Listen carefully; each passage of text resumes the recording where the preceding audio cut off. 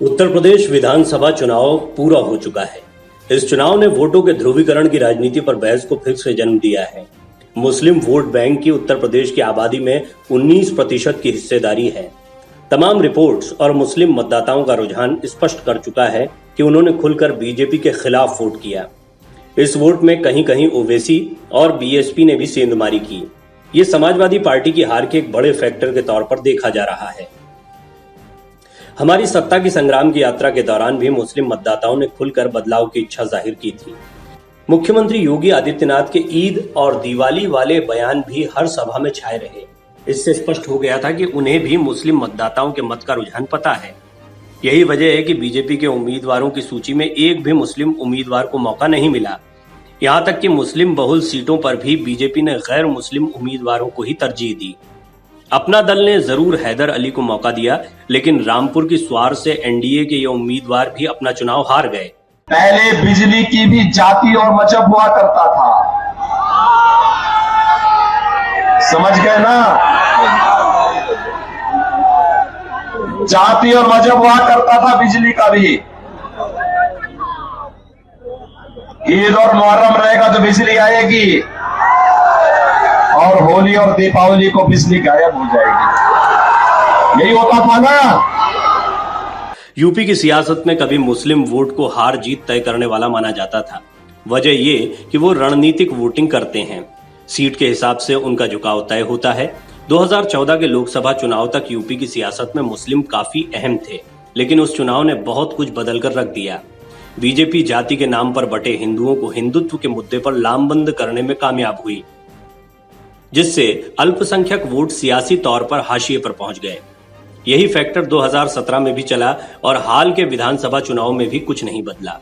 8 साल और 3 बड़े चुनाव के बाद 2022 में यूपी का मुस्लिम वोट बैंक एक जरूर हुआ, लेकिन इस ध्रुवीकरण ने ही हिंदू वोटों को एक करने का काम भी किया। मुस्लिम मतदाताओं को बीजेपी हल्के में नहीं ले सकती, क्योंकि यूपी में मुस्लिम वोटर्स की तादाद 19% से ज्यादा है और 403 विधानसभा सीटों में 120 से ज्यादा पर ये मुस्लिम मतदाता बड़ी भूमिका निभाने की क्षमता रखता है। यही वजह है कि ओवैसी ने भी यहाँ अपना दांव खेला, लेकिन वो मुस्लिम मतदाताओं को अपने पक्ष में करने से ज्यादा बीजेपी को फायदा पहुंचाने के लिए चर्चा में आ गए। असदुद्दीन ओवैसी सिर्फ अल्पसंख्यक समाज मुसलमान की बात नहीं करता। असदुद्दीन ओवैसी सिर्फ दलितों की या अति पिछड़ा आदिवासियों की बात नहीं करता। असदुद्दीन ओवैसी जो कमजोर है उसको ताकतवर बनाने की बात करता था और करता रहेगा। हमने कभी भी मजहब के नाम पर भेदभाव नहीं किया। मेरी कोई एक ऐसी तकरीर दिखा दो जहां पर मैंने किसी समाज या किसी मजहब के बारे में कहा मेरी लड़ाई संविधान बचाने की है। अगर जुल्म हमारे हिंदू भाई पर होगा तो मैं मुबारकपुर के हिंदू भाइयों से कहना चाह रहा हूं कि जिस तरह जो वैसी यहां खड़े होकर कह रहा है तुम पुकारो, मैं दौड़ता हुआ तुम्हारे साथ खड़ा हो जाऊंगा तुम्हारी लड़ाई लड़ने के लिए। अगर मुबारकपुर का दलित आवाज देगा कि ओवैसी आ जाओ, अंबेडकर के संविधान को बचाना है, अंबेडकर के मान और सम्मान को उठाना है, तो खुदा की कसम ओवैसी उस दलित परिवार के साथ खड़ा होकर लड़ाई लड़ेगा। मुस्लिम वोट बैंक की जो ताकत हुआ करती थी 2014 के बाद वही उसकी कमजोरी बन गई। तब लोकसभा चुनाव में यूपी से एक भी मुसलमान जीतकर संसद नहीं पहुंच पाया। 2017 विधानसभा चुनाव में महज 25 मुस्लिम विधायक चुने गए थे, जो उत्तर प्रदेश विधानसभा चुनाव के इतिहास में सबसे कम थे। इस बार इसमें 9 विधायकों का इजाफा हुआ है। समाजवादी पार्टी ने इस बार पिछली बार के मुकाबले कम मुस्लिम उम्मीदवारों को टिकट दिया। इसके बावजूद मुस्लिम उम्मीदवारों की जीत का प्रतिशत इस बार ज्यादा बेहतर रहा। नई विधानसभा में 34 मुस्लिम विधायक चुने गए हैं। इनमें से 31 सपा के टिकट पर जीते हैं। बाकी 3 विधायक भी सपा की सहयोगी पार्टियों रालोद और सुभाषपा के टिकट पर ही जीतकर विधानसभा पहुंचे। इन 3 विधायकों में 2 रालोद से हैं, वहीं मुख्तार अंसारी के बेटे अब्बास अंसारी सुभाषपा के टिकट पर जीते। बसपा ने 88, कांग्रेस ने 75, तो असदुद्दीन ओवैसी की पार्टी MIMIM ने 60 से ज्यादा मुस्लिम चेहरों को टिकट दिया। इनमें से कोई भी जीतने में सफल नहीं रहा। वहीं सपा के 64 मुस्लिम उम्मीदवार मैदान में उतरे इनमें से 31 जीतने में सफल रहे, यानी समाजवादी पार्टी के 48% से ज्यादा मुस्लिम उम्मीदवार जीतने में सफल रहे।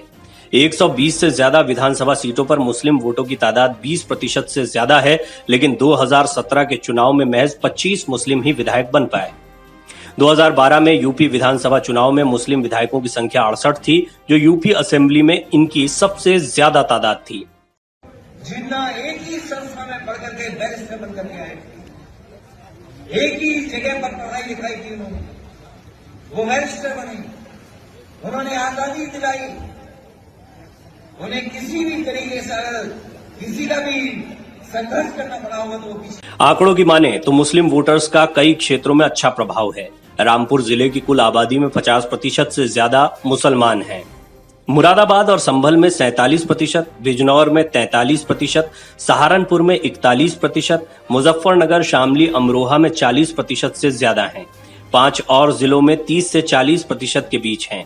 वहीं 12 जिलों में 20 से 30% मुस्लिम वोटर्स हैं। इसके बावजूद मुस्लिम मतदाताओं का जोर इस बार सत्ता बदलने में नहीं चला। आगामी लोकसभा चुनाव को लेकर सभी राजनीतिक दल मुस्तैद हो गए हैं।